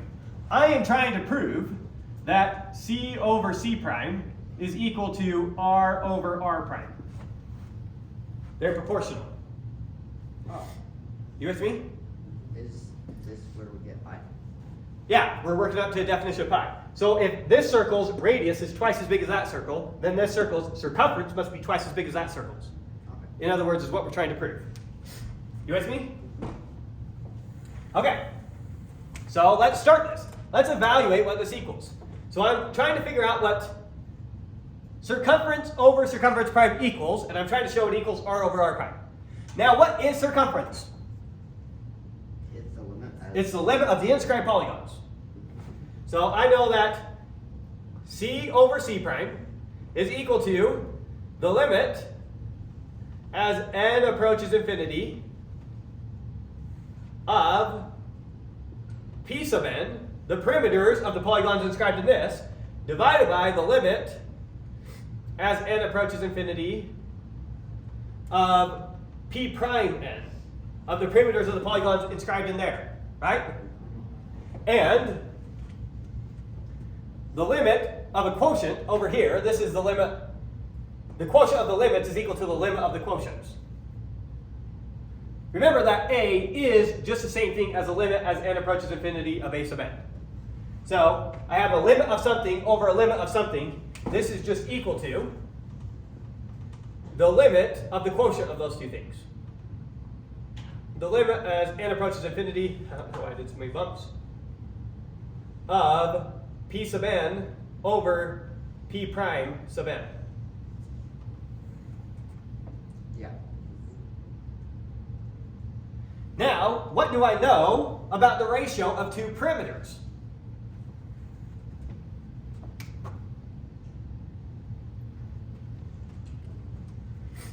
What do I know about the ratio of two perimeters for polygons with the same number of sides? Regular polygons with the same number of sides. They're proportional to their apothems. Yeah, they're proportional to their apothems or to their radii. Which one did we care about? Radii. So I know that this is equal to the limit as n approaches infinity of just r over r prime. Now r is just the radius of this circle. It's just a number, like 4. It doesn't matter if I was inscribing a 4-sided polygon or a 100-sided polygon, r's still the same. Right? Yeah. So r is just a number. R prime is just a number. So what is r divided by r prime? That's Just a number. What is the limit of a constant? constant. It's just that constant. So this is just equal to r over r prime. So c over c prime is equal to r over r prime. That make sense? Any questions on that before I move the camera? All right, let's go to the next board. Sorry about that. Can I get the whole thing? I think I got it. Did I remember to turn that back on? Yeah, I did. All right. So now, our next theorem, 1114. If C is the circumference of a circle and D is its diameter, then the ratio of C to D is the same for all circles. Okay. So this is theorem, I already forgot, 1114. Yeah. I'm trying to show, given two circles, C over D is equal to C prime over D prime. For any two circles, our prime circle and our non-prime circle. For any two circles, that always holds. So here's one circle with radius r, circumference c. Here's a smaller circle with r prime and circumference c prime. Did we define diameter? What is diameter? It's double the radius. Okay. So first off, I know that c over c prime is equal to what? R over r prime. That's our previous theorem. If I multiply a fraction top and bottom by the same number, what do I do to the fraction? Nothing.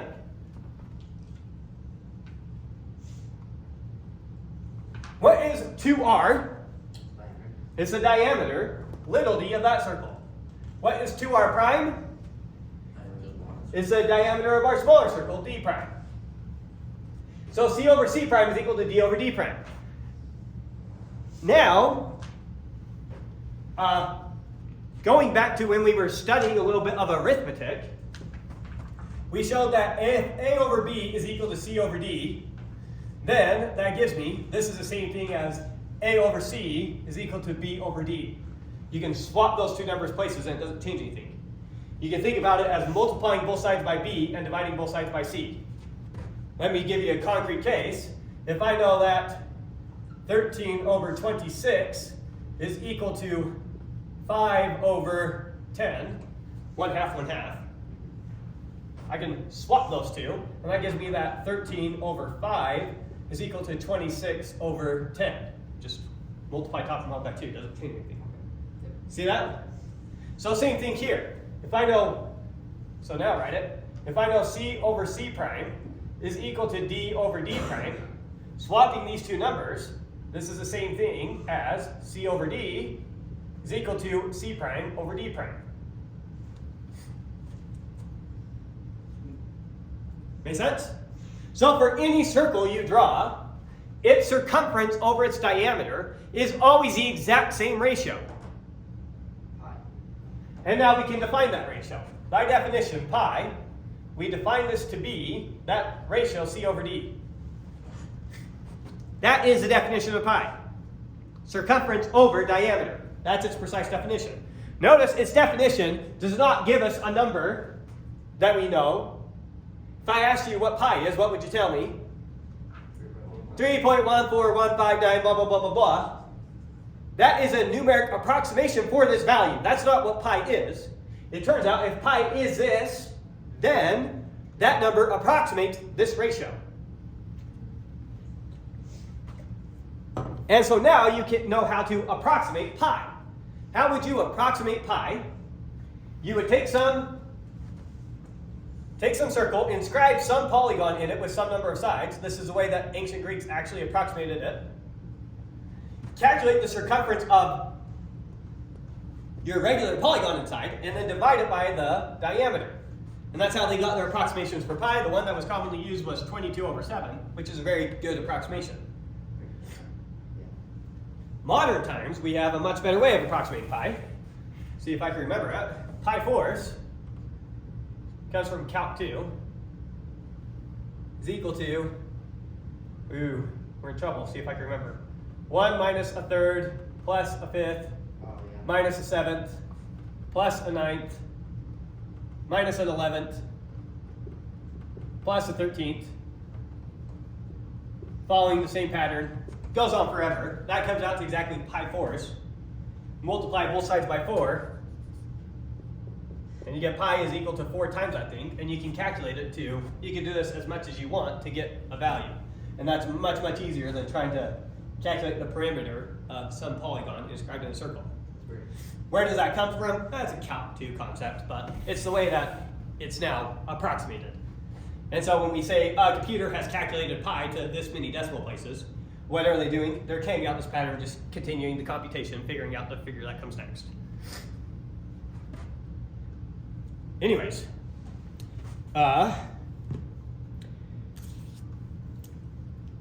circumference then, if I know that pi is circumference over diameter, that also gives me, if I want to calculate, if I know the diameter of a circle, I can calculate its circumference. Circumference is equal to diameter times pi. Right? Yeah. So if I have a circle, and its diameter is 10 meters, roughly, what is the circumference of the circle? 31 meters, roughly. Because pi is approximately 3.14159 ... Make sense? Yeah. Okay. Computation. Oh, he wrote the formula. Okay, I did not lie to you. That is the correct formula. Okay, now let's talk about the area of a circle. Area of a circle.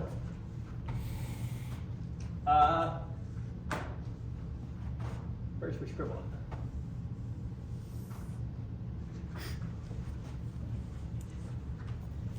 This is theorem 1115. Given a circle that, let S of n denote the area of an inscribed regular polygon. Then the limit exists, the limit we call the area. Okay, so we're skipping 1115. Well, give you the definition for the area of a circle, and then we'll do the next one. So what do we mean by the area of a circle? The author uses S for the area of a circle. If I've got some circle, how do I get its area S, the area of the entire circle? Well, let's inscribe, first off, a 3-sided polygon in here, like a triangle. And we'll say that its area we know how to calculate, and we'll call its area S sub 3. Now inscribe a 4-sided polygon, which is a square, and we know how to get its area. Forget base times height. You can just split it into 2 triangles and calculate the area of that triangle and that triangle. And we can inscribe it in a 5-sided figure, and we still know how to get the area. What's the area? You can just split it into 3 triangles now, calculate the area of that triangle, then that triangle, then that triangle, etc. So S of 3, S of 4, S of 5, ... And you can go on doing this. S of 100, by the time we do 100, then that's pretty much going to be a figure that is almost exactly the circle. I couldn't draw it better than the circle itself. So we define the area of a circle to be the limit as n approaches infinity of the areas of these inscribed shapes, whatever they get closer and closer to. So theorem 1115 is just stating that this limit exists. And whatever this limit is, we're going to call the area of the circle. That's definition 11.9. Okay, now a formula for the area of the circle. Not yet. 1116, and then the formula for the area of the circle. So theorem 11-16 is that if we have, let me try and draw out a few. So let's draw out a four-sided shape, inscribed in here. Let's look at the apothem of that shape. Here's the apothem, which we call a sub 4, and here's the radius r. Now notice that r is much bigger than a sub 4, right? Yeah. It's significantly bigger. I don't know what much bigger is. They're definitely not the same size. Now, imagine that we went to a 8-sided figure. Let's do that really quick. So,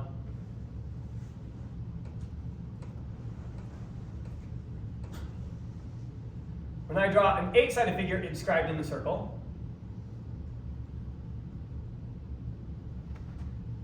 now here's the radius, and here's the apothem. Here's a sub 8. What's happening? They're getting closer and closer.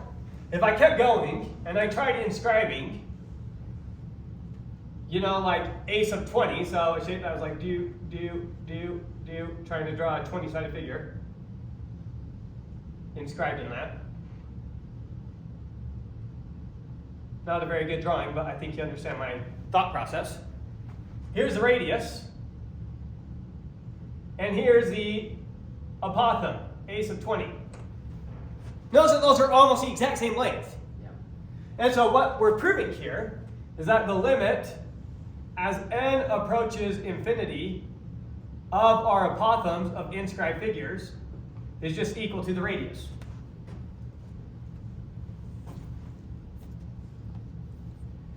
You with me? Okay.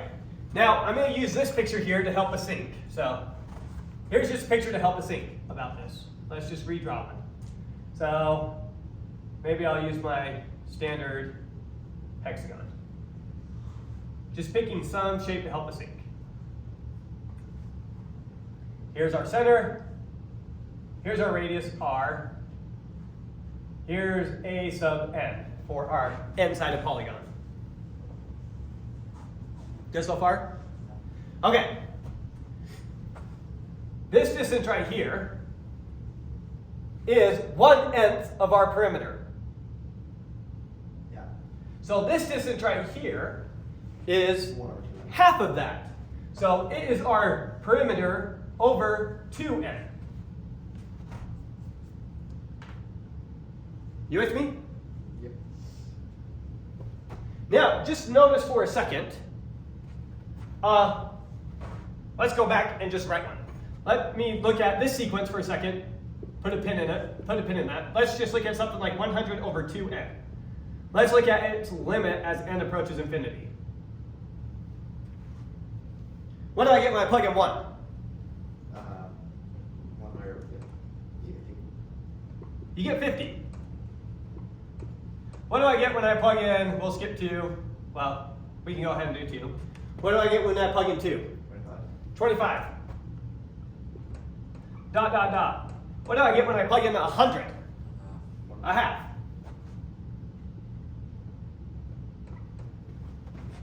And what do I get when I plug in some stupid massive number? I'm going to get something like 1 over 2, 0, 0, 0, 0, 0, 0, 0, 0, 0. Right? Yeah. What is this getting closer and closer to? 0. 0. It doesn't matter what that number on top is. If the bottom has an n in it, the whole thing's going to go to 0 eventually. Yeah. It might start out with some big numbers, but eventually it's still going to get closer and closer to 0. So notice, in the limit, p sub n is going to be some perimeter that can't be bigger than the circumference, so this is going to be bound by some number. And 2n in the bottom is going to shoot up really massive.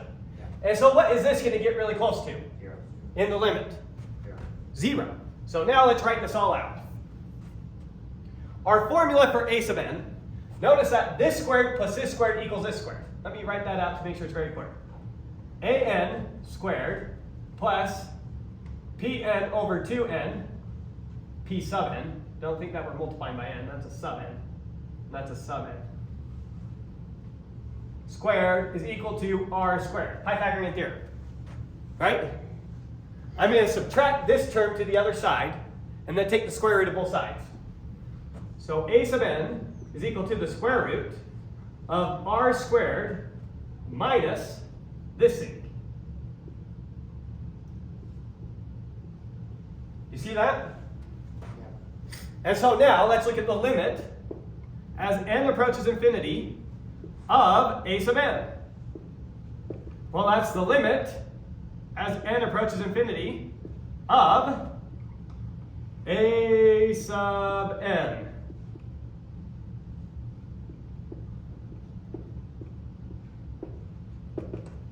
Right?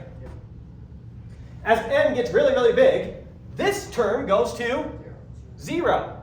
And so we're left with, this is equal to the square root of r squared minus 0. And what's the square root of r squared? R. Okay, so we showed in the limit, the apothem approaches r. You guys see me? Okay, now I think we're ready for the area of a circle. So prove that the area of a circle is this formula. Let's just come up with the formula now for the area of a circle. Okay? So by definition, so we've got some circle here, so we're working now on theorem 11-17, I think. But we've got some circle here with radius r. Our job is trying to figure out its area. Now, we know that by definition, its area is equal to the limit as n approaches infinity of all the inscribed polygons S sub n. Yeah. Where S sub n is the area of the nth polygon. And we've already calculated the area of some nth polygon. I'm using A there, the author's using S. So S sub n is equal to this. So this is equal to the limit as n approaches infinity of what? Tell me what to write. Half of perimeter. 1/2 times the perimeter of our inscribed polygon, whether we're the 5th, the 8th, the 100th, whatever, times what? The A. The apothem of our nth polygon, a sub n. You with me?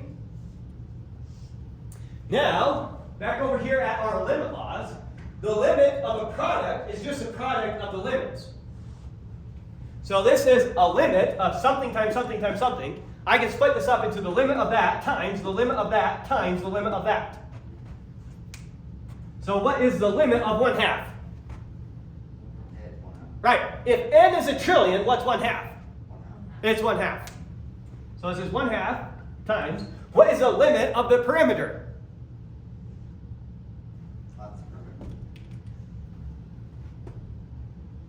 So not right here.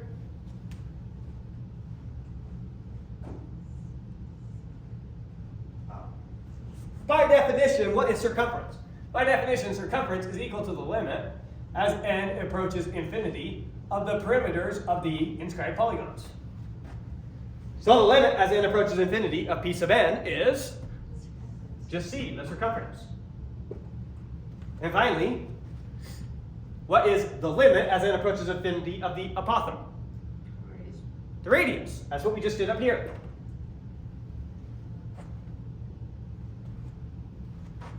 So there's the area of a circle. 1/2 circumference times radius. Now that's not the way you're used to seeing it. Let's write the way you're used to seeing it. What is circumference? Pi. It's diameter times pi, but diameter is how many radiuses? It's equal to 2 radiuses times pi. So let's do this substitution for our circumference right here. So I'm going to do 1/2 times the circumference times the radius. You with me? What's 1/2 times 2? 1. So the 2 and the 1/2 cancel each other out to just give us 1. So we have pi times r times r. What's pi times r times r? Pi r squared, and there's the formula you know and love. So there we go. That's the area of a circle. Woohoo.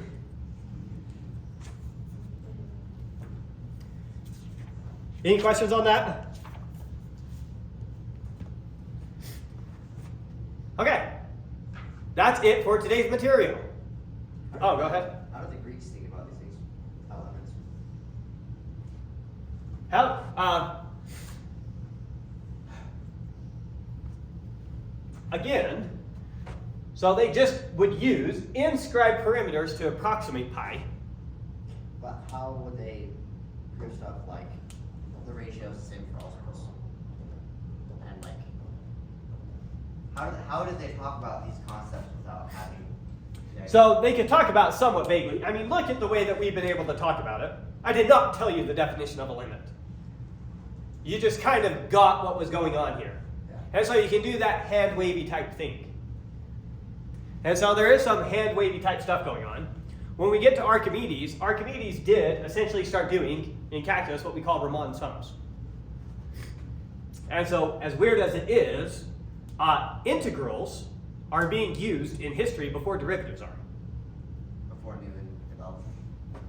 Right. So Archimedes was, in a sense, using integrals before Newton and Leibniz came along with derivatives, even though derivatives are much simpler than integrals. So you'll get a taste for how they did some of their volume calculations here in calculus. So there's really no, In a sec. there's no geometric way to prove these things. Like you have to use calculus ideas. To prove it rigorously. Yes.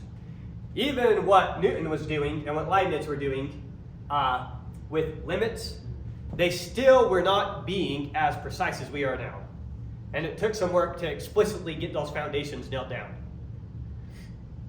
Gotcha. Like, I think it was Newton that kind of talked about differentials, the way that we use differentials, but you're never supposed to. And you treat them like a quotient, even though that's naughty. Yeah. Or not differentials or the quotients, but treat. The proper way is to treat a derivative as a quotient of differentials, which is two different things. So it took some work for the foundations to be made completely explicit. Gotcha. But no, they were able to prove, I mean, they did have these formulas. How do they get the formulas geometrically?